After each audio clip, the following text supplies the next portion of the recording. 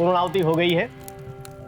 आप परिवार के लोग भोजन के पहले ये प्रसाद ग्रहण कर लीजिए। लीजिए।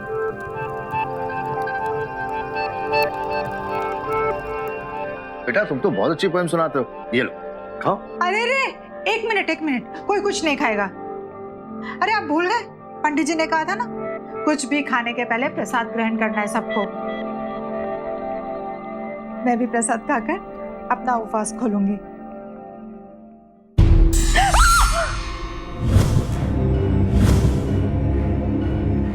गायत्री, संभालो अपने आप को। इंसान का घर सिर्फ उसकी जायदाद का एक हिस्सा नहीं है, बल्कि जमीन का वो टुकड़ा है जिस पर बना मकान उसके बरसों के सपनों का नतीजा है, जिसकी चार दीवारी में उसे गर्व का एहसास होता है, जहां उसका परिवार सुरक्षित महसूस करता है। हर एक इंसान अपना घर बनाना चाहता है, बसाना चाहता है, लेकिन अचानक एक परिवार के गृह प्रवेश की पूजा के प्रसाद में इस तरह हड्डियों का पाया जाना कुछ अजीब नहीं लगता? क्या है इसके पीछे की सच्चाई? आखिर प्रसाद में हड्डियां कैसे चली आई? गृह प्रवेश का यज्ञ सफल हुआ या कोई है, कुछ है जो इस घर की शांति को भंग कर रहा है? आइए देखते हैं कि आज के दिन क्या हुआ।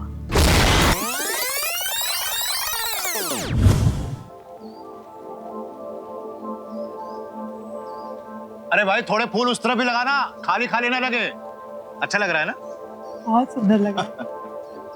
गायत्री भवानी शंकर, ये देखो, ये घर मैंने तुम्हारे नाम कर दिया है गायत्री। एक बात तो माननी पड़ेगी कि आपने मेरा अधूरा सपना पूरा कर दिया, मेरे अपने घर का। इस बात के लिए मैं हमेशा आभारी रहूंगी। आभार तो मुझे तुम्हारा मानना चाहिए। अगर तुम नहीं होती तो मैं सब कुछ नहीं कर पाता। मैं तो हमेशा बॉर्डर पर रहता था। बच्चों को तुम्ही ने तो बड़ा किया है, उन्हें अच्छे संस्कार दिए, अच्छी शिक्षा दी, है कि नहीं? सही कहा पापा, माँ ने हमें आपकी कमी महसूस होने ही नहीं दी कभी। अरे भाई सारा लाड़ प्यार यही करते रहोगे, पूजा का भी तो देखना है। चलो चलो अंदर चलो। भाई जल्दी जल्दी हाथ चलाना जरा, आ जाओ।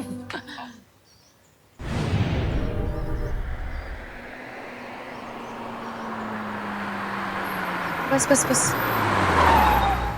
माही, आओ माही आओ। आजा। नमस्ते बेटा, नमस्ते। खुश रहो, बस बस बस। नमस्ते पापा। बस बस बेटा, खुश रहो। आने में कोई परेशानी तो नहीं हुई? नहीं पापा, बस अब आपकी बेटी के सामने तो सारी परेशानियां फीकी पड़ जाती हैं। तुम मेरी तारीफें करो, मैं चली मम्मी के पास। ठीक है बेटा। 1 किलो घी हो जाएगा या? हो जाएगा। माँ, माहिर,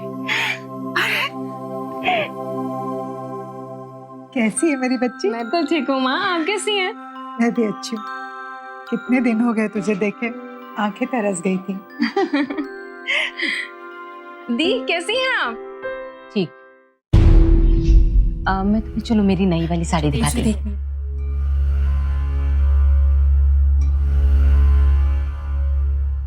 नमस्ते मम्मी। अरे खुश रहो। नमस्ते भैया।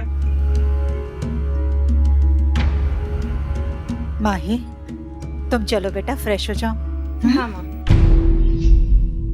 वक्रतुंड महाकाय सूर्यकोटि समप्रभ निर्विघ्नं कुर्म देवः सर्वकार्येषु सर्वदा।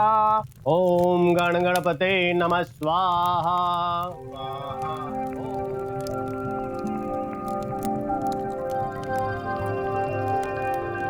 अब पूर्णाहुति हो गई है। आप परिवार के लोग भोजन के पहले ये प्रसाद ग्रहण कर लीजिए। लीजिए।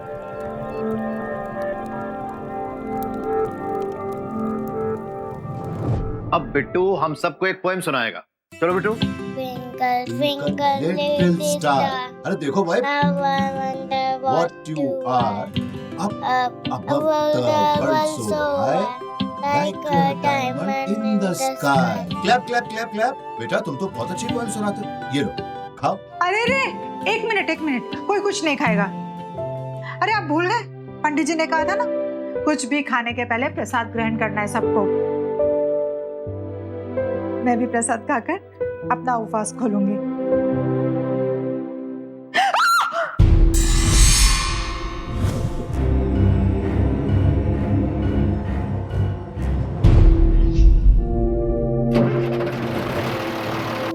इस कार को भी अभी खराब होना था। सुबह से ही कोई ना कोई गड़बड़ चल रही है। शहर से इतनी दूर मोदी नगर पूजा अटेंड करने आए थे और वो अपशगुन हो गया। और अब इस कार ने धोखा दे दिया। देखिए आप परेशान क्यों हो रहे हैं, हम बस से चले जाएंगे। पापा कार ठीक कर आपके घर पे भिजवा देंगे, डोंट वरी। अरे क्यों दीदी, बस से क्यों जाएंगे आप लोग? हम लोग ड्रॉप करते हैं ना आप लोगों को। एक्चुअली ये ठीक है, अब हमारे पास और कोई ऑप्शन भी तो नहीं है। क्या हुआ? माँ देखिए ना, इनकी गाड़ी खराब हो गई। पापा प्लीज गाड़ी ठीक करवा के घर पे भिजवा दीजिए प्लीज। हाँ हाँ बेटा बिल्कुल। माँ रोहन का ख्याल रखना। मैं इतनी कोशिश कर रही हूँ ये हमारे साथ चले, पर इसे तो सिर्फ नाना नानी के पास ही रुकना है। अरे तो क्या हुआ, ठीक है ना। खुश खुश। बस बेटा। नमस्ते। अच्छा ठीक है, अच्छा। खुश रहो।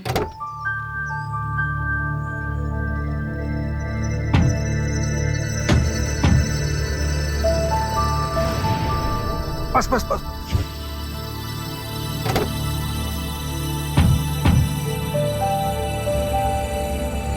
अरे बिट्टू, जाओ देखो देखो देखो। क्या देखते हो?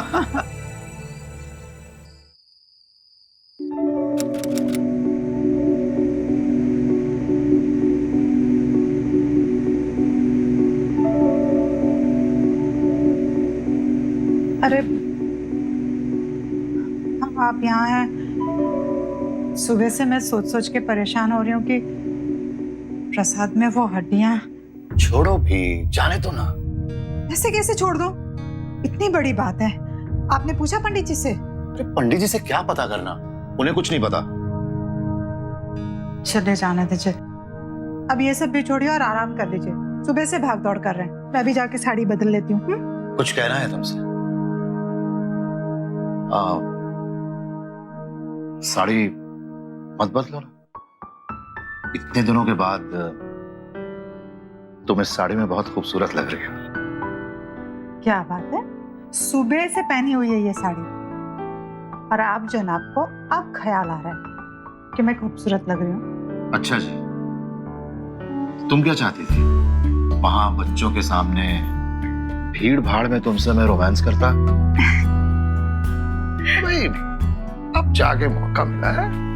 इस उम्र में ऐसी हरकतें अच्छी नहीं लगती सूबेदार साहब। अरे भाई अभी मेरी उम्र है ही क्या। क्या हो गया? लगता थकावट से हुक चढ़ गई। अरे बैठो बैठो बैठो बैठो, आराम से आराम से। मैं मरहम लेकर आता हूँ। हाँ भगवान, कहाँ वहाँ कहाँ ढूंढ रहे हैं आप? क्या अलमारी में होगा? देखो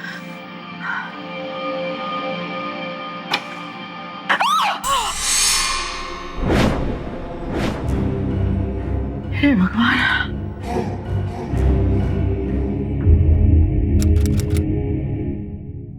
देखिए भवानी जी, मैंने पहले ही कहा था कि आप जल्दबाजी मत करिए, पर आपको ही जल्दी थी। आप रिटायरमेंट से पहले अपने घर में शिफ्ट होना चाहते थे। खैर, पंडित जी ने उस घर के बारे में कुछ पता किया है? जी, मुझे तो पहले सिर्फ शक था कि वो घर भूतिया है, लेकिन अब पूरा यकीन। क्या? जी हाँ, जिस जगह पर वो मकान बना है वहां पर किसी को मार के काट दिया गया और अब उसकी आत्मा भटक रही है और उसकी आत्मा की शांति के लिए हवन कराना पड़ेगा। भूत हवन, पंडित जी सब ढक। हेलो, हाँ एक मिनट, यहीं पे है। आपके घर से कामवाली बाई का फोन है। जी हेलो, क्या बिट्टू तो ठीक है ना? हाँ मैं पहुंचता हूं अभी। हाँ हाँ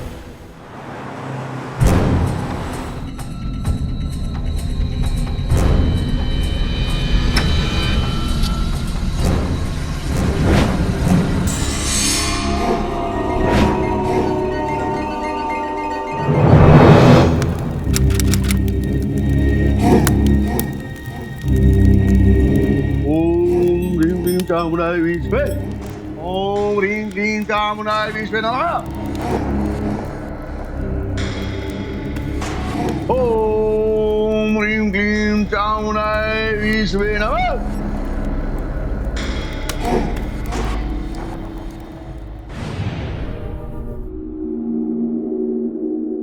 इतना तो तय है पापा, इस घर में जरूर कुछ गड़बड़ है। मुझे ऐसा लगता है आपको पंडित जी के बताए रास्ते पे चलना चाहिए। हमारे पास और कोई चारा भी तो नहीं है। हाँ बेटा, आई थिंक अब हमें चलना चाहिए।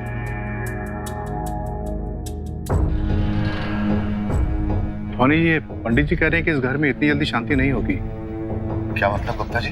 तांत्रिक बाबा का कहना है कि इस घर में एक दो नहीं बल्कि कई आत्माओं का प्रकोप है। एक दिन के यज्ञ करने से कुछ नहीं होगा, मुक्ति नहीं मिलेगी। तो फिर कम से कम 21 दिन यज्ञ करना होगा। कुछ समझ में नहीं आ रहा है। इधर पंडित जी 21 दिन के यज्ञ की बात कर रहे हैं और उधर कल ही मुझे ड्यूटी ज्वाइन करनी है। आखिर 3 महीने की नौकरी का सवाल है। लेकिन मैं यहाँ अकेले कैसे रहूंगी? हाँ, ये बात तो है। तुम भी मेरे साथ क्यों नहीं चलती हो? मेरा एक क्वार्टर तो है ही, तुम भी 3 महीने तक वहां रह लेना। तब तक शायद यहाँ भी सब कुछ ठीक हो जाए, फिर रिटायरमेंट के बाद हम लोग एक नई शुरुआत करेंगे। आप कहे तो ठीक रहे, लेकिन फिर वो पंडित जी ने कहा था ना 21 दिन का यज्ञ, उसका क्या होगा?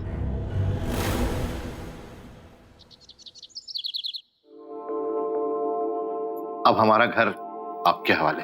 बिल्कुल भवानी जी, ये आपने बहुत अच्छा किया कि आप भाभी जी को साथ में लेके जा रहे हैं, वरना उस घर में अकेले रहना तो बेवकूफी होती। अब जब तक आप लोग वापस आएंगे, मैं उस घर में पूजा हवन सब करवा दूंगा, सब कुछ साफ हो जाएगा। अरे हाँ, एक बात और करनी थी मुझे आपसे। जी कहिए। वो क्या है कि गांव से कुछ स्टूडेंट्स आ रहे हैं, तो मैं क्या सोच रहा था कि उन स्टूडेंट्स को आपके घर में 1 आध महीने के लिए रुकवा देता। मजबूर बच्चे हैं, उन्हें ठिकाना मिल जाएगा और आपके घर की स्थिति भी साफ हो जाएगी और किराया अलग से मिलेगा। और देखिए, वो जो किराया मिलेगा ना, उस समय पूजा हवन वगैरह करवाऊंगा, सब बराबर हो जाएगा। ठीक है, फिर जैसे आपकी इच्छा। अरे हमें निकलना होगा, हमारी ट्रेन का टाइम हो रहा है। चलो गायत्री। भाई बस आधा घंटा रुक जाइए, मैं किराए का एग्रीमेंट रेडी करवा देता हूँ। अरे बबलू। गुप्ता जी, आधा घंटा हम नहीं रुक सकते, हमें ट्रेन के टिकट्स खरीदने हैं, वरना लेट हो जाएगा। अब चलो चलो हम चलते हैं। अरे तो एक काम करते हैं, आप स्टेशन जाके टिकट निकलवा लीजिए, तब तक पेपर रेडी हो जाएंगे। मैं भाभी जी साइन करवा लूंगा, और वैसे भी घर भाभी जी के नाम पर है ना। हाँ, मैं स्टेशन तक भाभी जी को छोड़ दूंगा, ठीक है? वैसे ये भी ठीक ही रहेगा। तो मैं निकलता हूँ, तुम जल्दी से आ जाना, मैं तुम्हारा इंतजार करूंगा। अच्छा, नमस्कार। नमस्कार। अरे बबलू, फटाफट किराए का एग्रीमेंट रेडी करो। जी। रिक्शा।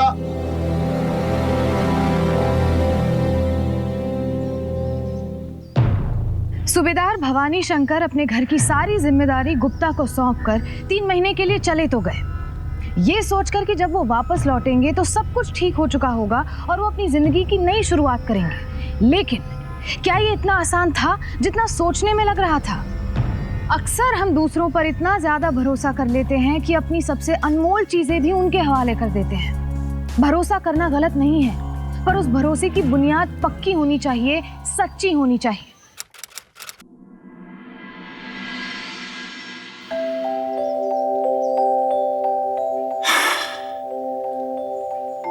गायत्री, आज हमारे जीवन में एक नया अध्याय शुरू होने जा रहा है। बिल्कुल ठीक कह रहे हैं आप।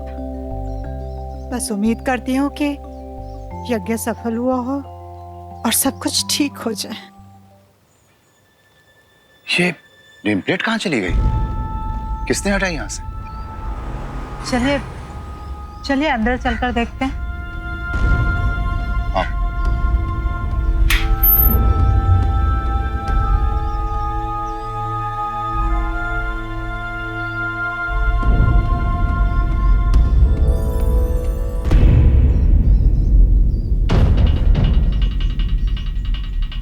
अरे एक मिनट सुनिए। कौन थी वो औरत? अरे कौन है भाई? अरे सूबेदार साहब, भाभी जी नमस्ते नमस्ते, स्वागतम स्वागतम, आइए आइए आइए आइए।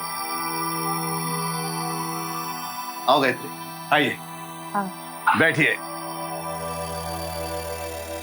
गुप्ता जी, वो बाहर औरत जो पूजा कर रही थी वो कौन थी? अरे भाभी, मेरी पत्नी है सुकन्या।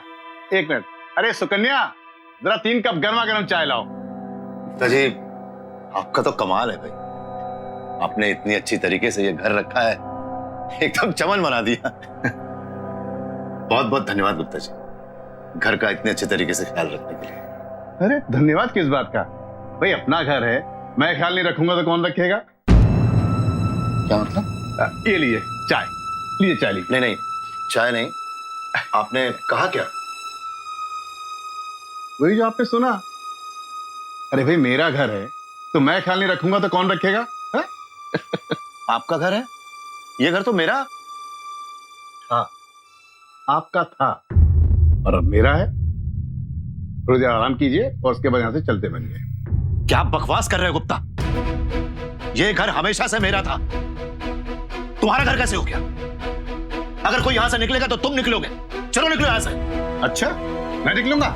बस सठिया गया क्या? चल निकल यहां से। गुप्ता मैं तुझे सुन जाओ, ये मेरा है, मेरा निकालो बाहर।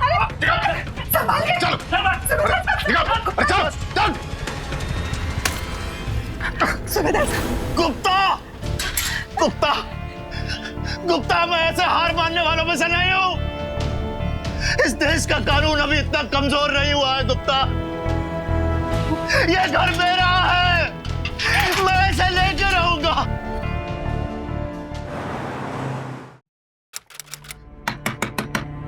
गुप्ता, दरवाजा खोल गुप्ता। ए गुप्ता, दरवाजा खोल। क्या है, फिर आ गया तू? कित अरे डॉक्टर साहब, क्या बात है? अरे आपने कोई तकलीफ की, मुझे बुलवाया था, मैं आ जाता। आइए आइए ना, आइए। मिस्टर गुप्ता जी। सूबेदार साहब ने शिकायत लगाई है कि ये बंगला उनका है और आपने इस पर जबरदस्ती कब्जा कर रखा है। क्या है इंस्पेक्टर साहब, कोई भी कुछ भी शिकायत लेकर आता है और आप पलटा लेकर आ जाते हो। ये बंगला इनका था, लेकिन मैंने बकायदा 20 लाख रुपए देकर 3 महीने पहले इनसे खरीदा है। क्या झूठ है ये? अच्छा झूठ है? एक मिनट, ये देखिए, ये देखिए इंस्पेक्टर साहब, ये है घर के कागजात। ये बंगला इनकी धर्मपत्नी गायत्री देवी के नाम पर है। और ये देखिए, ये इनके हस्ताक्षर। ये तो हो गया? ठीक है, तुम जाओ। ये भी भाभी जी, ये तो नीचे कर दीजिए। और एक ये इसमें ये यहां कर दिए। ये तो किराए के कागजात हैं। गायत्री देवी, ये सिग्नेचर आपके हैं?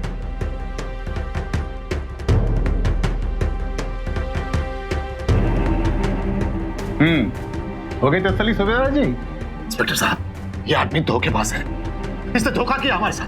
सूबेदार साहब, मैं कुछ नहीं कर सकता, सबूत हमारे पास है। हाँ, इस केस को अगर आप कोर्ट कचहरी तक लेके जाना चाहते हैं तो अलग बात है, वरना जो सबूत है वो तो यही कह रहे हैं कि ये घर गुप्ता जी का है। I'm sorry गुप्ता जी, परेशानी के लिए माफी चाहूंगा। कोई बात नहीं। I'm sorry सूबेदार साहब। चलो। अरे लेकिन क्या चाय पानी लाऊं क्या? चलो चलो यहां से। गुप्ता, अरे निकलो दरवाजे से बाहर। गुप्ता, चल यहां से बाहर, चल जाके कोर्ट के दरवाजे खटखटा।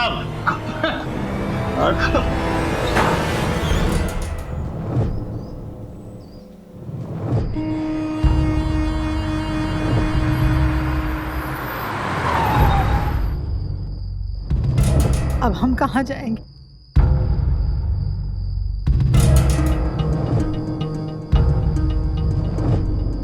मालिनी को फोन करो ना आप।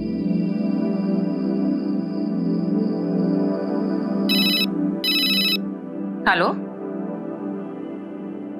हाँ पापा, कहिए, पहुंच गए घर? नहीं बेटा, हमारे साथ बहुत बड़ा धोखा हुआ है। वो गुप्ता ना, उसने हमारे भरोसे का गलत फायदा उठाया और हमारा घर हमसे हड़प लिया। What? हम कहीं के नहीं रहे, सड़क पर आ गए हम तो। वैसे मैं आप लोगों को यहाँ बुला लेती, पर राकेश के मम्मी पापा आज सुबह ही यहाँ आए हैं और बिट्टू के एग्जाम भी स्टार्ट होने वाले हैं और इतनी से फ्लैट में हम लोग सब जन कैसे मैनेज होंगे? आप समझ रहे हैं ना मैं क्या कह रही हूँ पापा?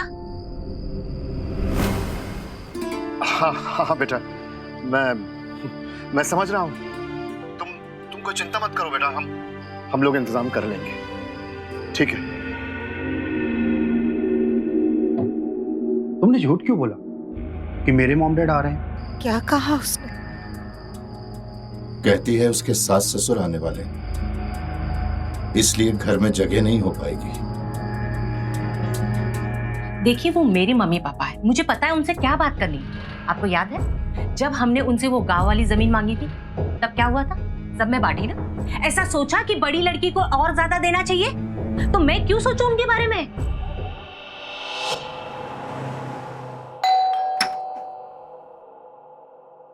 पापा,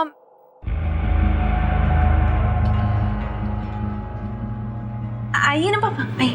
हाँ बेटा। दीजिए मैं हेल्प कर दूं।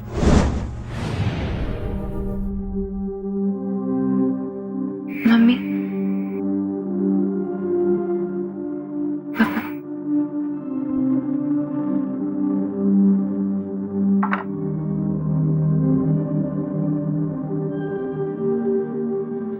पापा, मैं जानती हूँ जो भी हुआ बहुत बुरा हुआ और इसके लिए हमें हल भी बहुत जल्दी निकालना पड़ेगा। पर पापा आप खुद ही सोचिए, अगर आप अपनी बेटी के घर रहेंगे तो लोग क्या कहेंगे? अगर 1-2 दिन की बात होती तो फिर भी ठीक था, पर मैं इनसे क्या कहूंगी?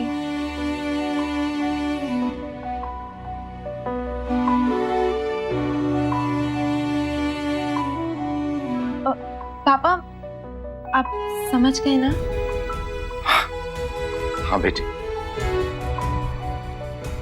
मैं सब समझ रहा हूँ। अब पापा मैं आपके लिए कुछ खाने के लिए लेके आती हूँ। तुम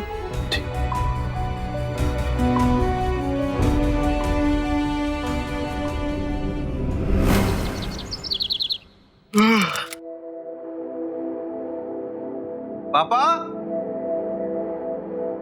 मम्मी,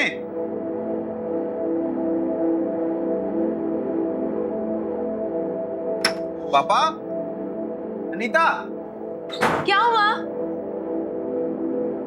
क्या हुआ? सुबह सुबह क्यों चिल्ला रहे हो? यार लगता है तुम्हारे मम्मी पापा कहीं चले गए। चले गए? अरे तो ठीक है ना, समझ गए होंगे वो भी।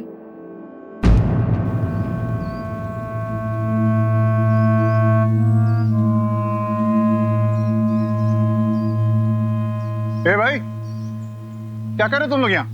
हैं? गुप्ता जी, मैं हाथ जोड़ता हूँ आपके साथ, ये हमारा घर हमें वापस कर दीजिए। अरे पागल हो गया क्या? हम बुढ़ापे में कहाँ जाएंगे?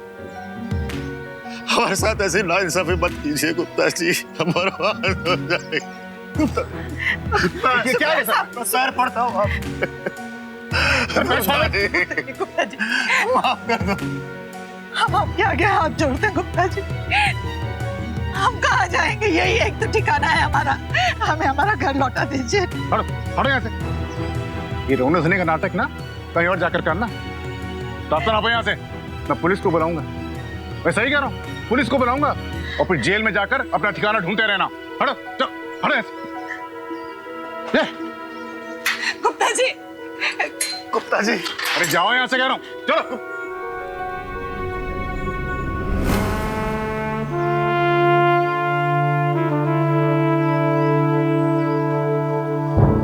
सरहद पार देश की रक्षा के लिए जिस इंसान ने अपनी पूरी जिंदगी निकाल दी, आज उसी की रक्षा के लिए, उसी के हक के लिए कोई खड़ा नहीं था। उसके अपने बच्चे भी नहीं। अपने ही घर से बेदखल होने के बाद सूबेदार भवानी शंकर और उनकी पत्नी ने शहर के बाहर एक छोटा सा कमरा किराए पर लिया। फिलहाल एक छत का बंदोबस्त हो चुका था, पर बाकी की जिंदगी का क्या?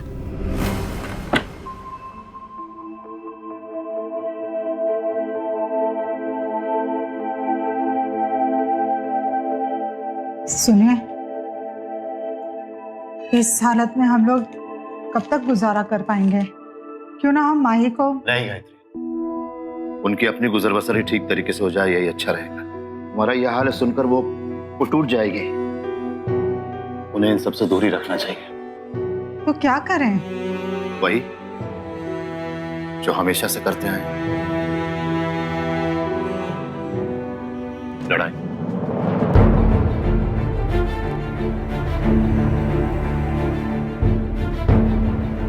मैं कोर्ट जा रहा हूं गायत्री। अंजाम चाहे कुछ भी हो, लेकिन मैं पीछे हटने वालों में से नहीं हूं।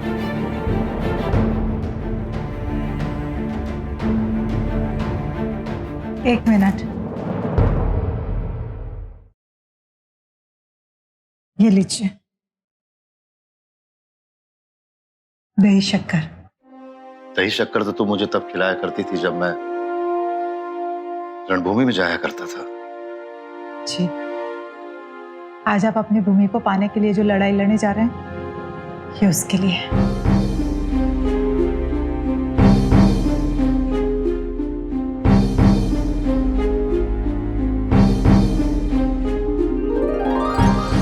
अच्छा गायत्री, मैं आता हूं।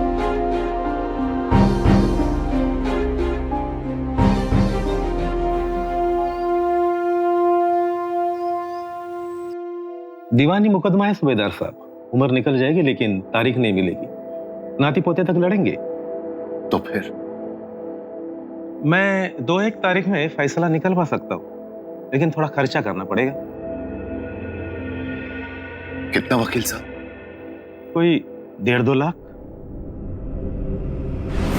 अपनी जिंदगी भर की जमा पूंजी, पेंशन, प्रोविडेंट फंड, सब कुछ सूबेदार भवानी शंकर ने अपने घर पर लगा दिया था।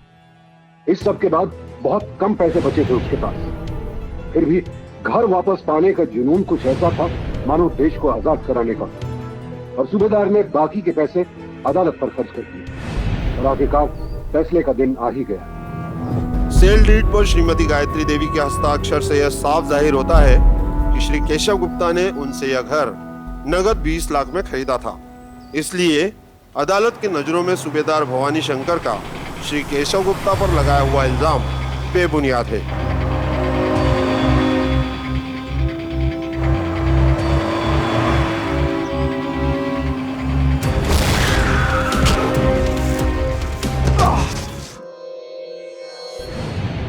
पर बेटा, आपके पास पैसे कहाँ से आए? वो मैं नहीं बता सकता, सीक्रेट है। आर्यन, पंडित चाय लीजिए। हाँ, धन्यवाद। चोरी की आपने? नहीं। तो फिर क्या किया आपने? कहाँ से आए पैसे? अच्छा चलो मैं बताता हूँ। हाँ, एक पिज्जा। अच्छा सुनिए, एक मुझे चीज वाला पिज्जा भेजिए। पापा, मुझे भी पिज्जा खाना है। बेटा वही मंगा रहा हूँ। तू टीवी बंद कर और पढ़ाई कर। आधे घंटे के अंदर पिज्जा आ जाना चाहिए। क्या बात है गुप्ता जी, मूली के पराठे छोड़कर ये पिज्जा विजा मंगा रहे हैं आप? क्या है पंडित जी, बहुत दिनों से जश्न नहीं मनाया, तो हमने कहा चलो पिज्जा से शुरू करते हैं।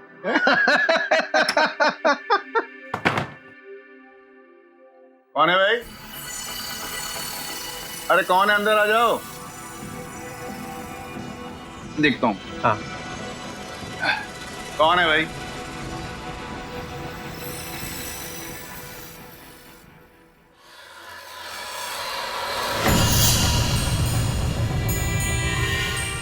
ओह तू फिर आ गया? हाँ, फिर आ गया। और अब मैं आता रहूंगा। मैं मर भी जाऊं तब भी तुम लोगों का पीछा नहीं छोड़ूंगा। मेरी आत्मा तुमसे बदला लेगी। और ये घर जब तक मेरा नहीं हो जाता, मैं तुम्हें छोड़ने वाला नहीं गुप्ता। याद रखना।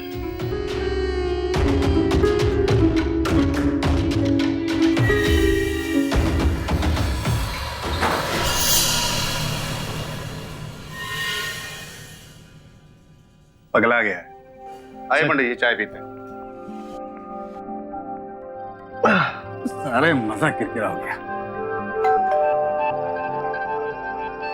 हम वक्त फिर आ गया। ऐसे नहीं मानेगा ये।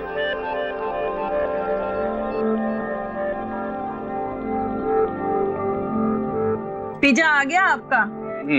कितना हो भाई? 450 सर।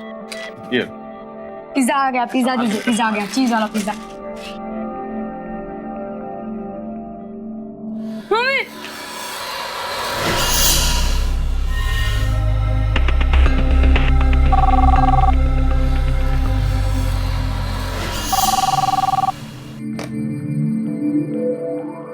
हेलो। आज सूबेदार की एक्सीडेंट में मौत हो गई है। क्या? गुप्ता जी, क्या हुआ? पंडित जी वो सूबेदार? आज सुबह कार एक्सीडेंट में मर गया। सुबेदार मर गया तो वो कौन था?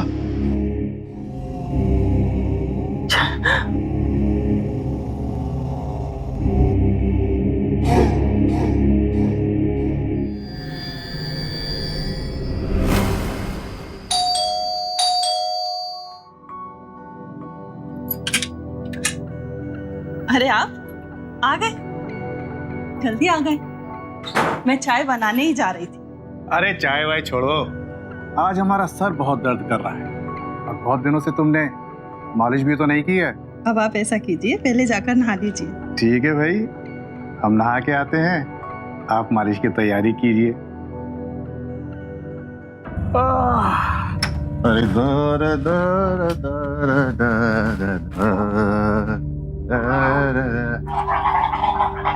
अरे अरे पंडित, ओ पंडित, अरे तू यहाँ क्या कर रहा है?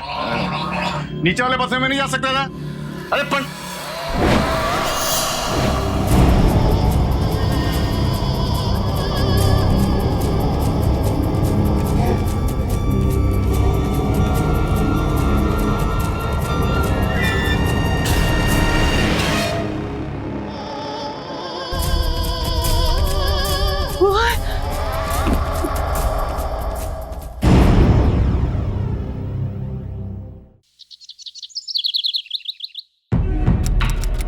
सुकन्या, ये क्या कर रही हो तुम? कहाँ जा रही हो? मायके जा रही हूँ। ये जो कुछ भी हो रहा है ना, आपके कुकर्मों का फल है और मुझे इसमें कोई भागीदारी नहीं चाहिए और ना ही मेरे बच्चे को। सुकन्या मेरी बात सुन। अरे ऐसे कैसे आ सकती तुम?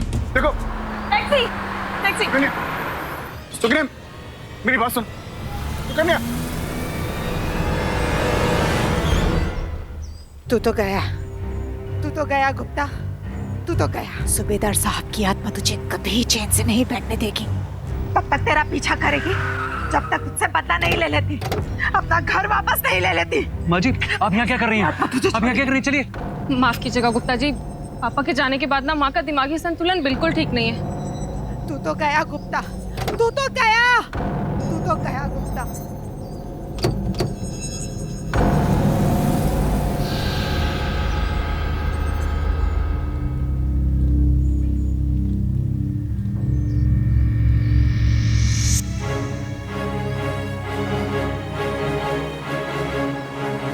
तुम तो कमाल की एक्टिंग करती हो गायत्री। हाँ, तुम्हें तो फिल्मों में काम करना चाहिए।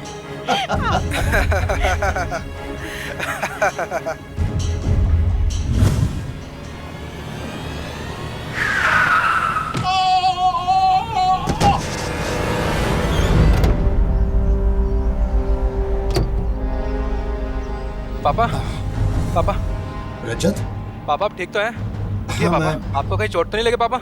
नहीं बेटा, मैं ठीक हूँ। ये फाइल।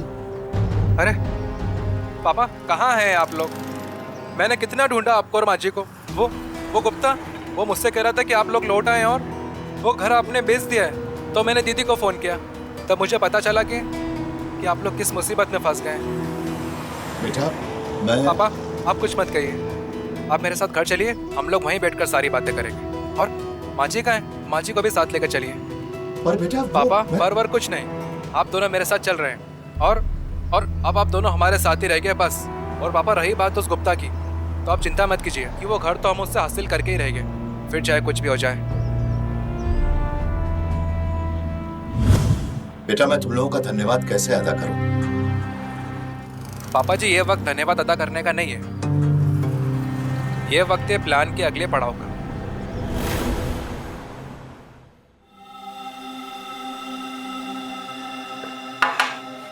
पता नहीं क्या हो रहा है यहाँ।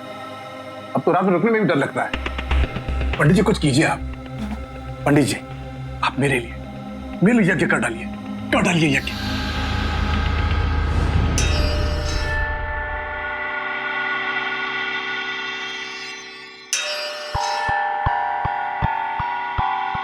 वक्रतुंड महाकाय सूर्यकोटि समप्रभ निर्विघ्नं कुर्म देवः सर्वकार्येषु सर्वदा।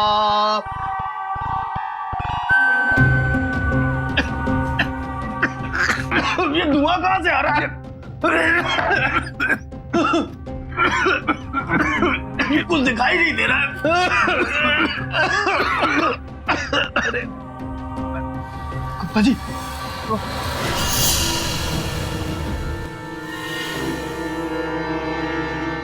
जय हनुमान ज्ञान सागर जय कपीश लोक जागर रामदूत वतु बल दमा अंजनी पुत्र पवन सुत तमा महावीर विक्रम बजरंगी कुमत रिवार सुमत के संग मंत्र पर गाना क्यों गा रहा है? अरे मंत्र ही तो पढ़ रहा हूँ। अगर दुश्मन दुश्मन जमाना कम नहीं कोई आए कोई कि हम किसी से कम नहीं है। अगर दुश्मन दुश्मन जमाना गम नहीं कोई आए कोई कि हम किसी से कम नहीं है। अगर दुश्मन दुश्मन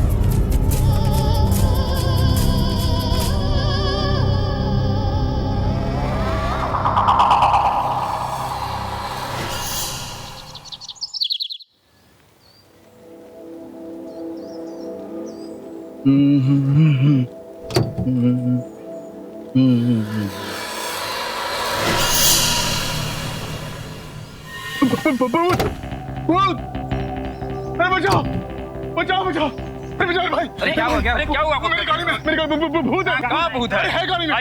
देखो मेरी गाड़ी क्या गुप्ता जी, ये तो कंकाल है। अरे कोई मजाक किया होगा गुप्ता जी। कंकाल क्यों ना, यहाँ भूत था भाई पहले। अरे जी कोई मजाक किया होगा। चलिए ये बेटी जी, आपने तो कमाल कर दिया। आपने तो बड़ी जल्दी कंकाल वहां बैठा दिया। पापा जी कमाल तो भी और होने वाले हैं। अरे अरे अरे अरे अरे अमित भाई अरे माफ करना, थोड़ा लेट हो गया। क्या रास्ते में ट्रैफिक बहुत है ना। ये एडवांस का पैसा लाया था, 5 लाख कैश है, अब गिन लीजिए। ठीक है। काफी देर से मैं इंतजार कर रहा था, जरा पान की तलब लगी है, मैं जरा खा के आता हूँ। आ जाइए, आराम से खा के आइए।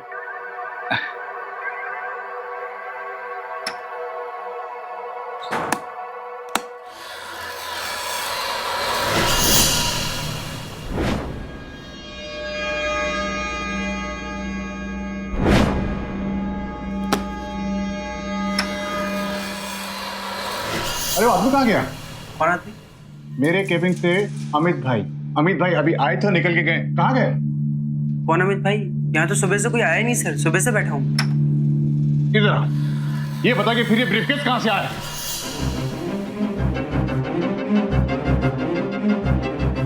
एक काम कर, पंडित जी को बुला के ला। पंडित जी तो नहीं है। नहीं है? मतलब? वो तो गाँव चले गए वापस।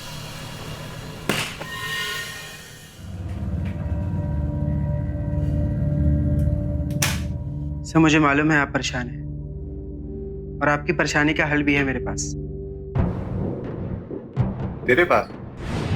ओम ह्रीं क्लीं चामुंडाय विच्चे नमः।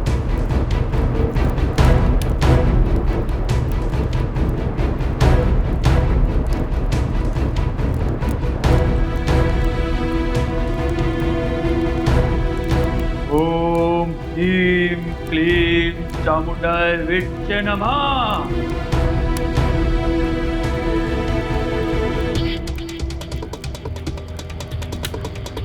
पाप किया है तूने, घोर पाप। उस गरीब बुढ़े की आत्मा तेरे घर में भटक रही है। बाबा मुझे कुछ उपाय बताओ। बाबा उपाय बताओ मेरे को। उठ, बलि देनी होगी तुझे। ठीक है बाबा, कैसे तुम बताओ? अपना सर उस वेदी पर रख।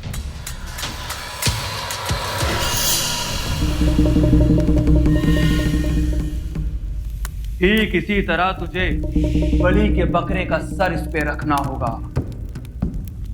और उसके बाद इस तरह से यहां लगाना होगा। मुझे बचाओ, मुझे निकालो यहाँ से। नहीं मुझे बचाओ, नहीं बचाओ। तुम पर उसकी मौत का साया है, पश्चाताप करो, माफी मांगो उसके कदमों में गिरकर। बाबा मैं उससे माफी भी मांगूंगा बाबा, मैं सब कुछ करूंगा पापा, सब कुछ करूंगा। सूबेदार की आत्मा प्रकट हो चुकी है, माफी मांग, अपना गुनाह कबूल कर। सुबेदार जी मुझे माफ कर दीजिए, मुझे माफ कर दीजिए। मैंने आपको धोखा दिया। मैंने पंडित जी के साथ मिलकर आपके घर में अपशकुनी सामान रखा। सुबेदार साहब, मैंने भाभी जी के जाली हस्ताक्षर भी करवाए थे। मुझे माफ कर दीजिए सुबेदार साहब, मुझे माफ कर दीजिए सुबेदार साहब, मुझे माफ कर दीजिए सुबेदार साहब, मुझे माफ कर दीजिए सुबेदार साहब, मुझे माफ कर दीजिए।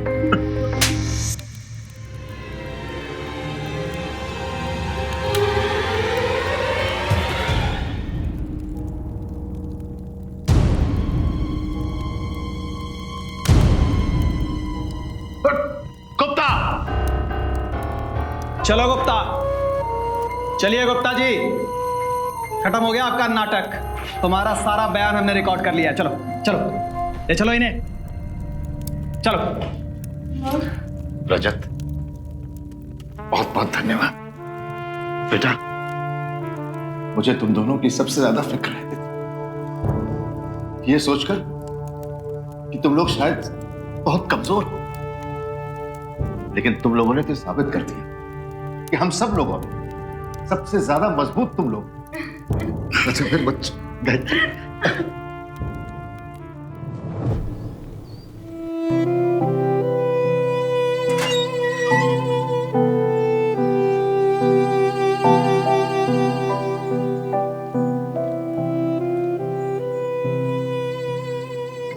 प्रॉपर्टी डीलर गुप्ता और पुजारी को धोखाधड़ी के लिए आईपीसी की धारा 420, 417, 468 और आपराधिक षड्यंत्र रचने के लिए आईपीसी की धारा 120B के तहत 7 साल की सजा सुनाई गई।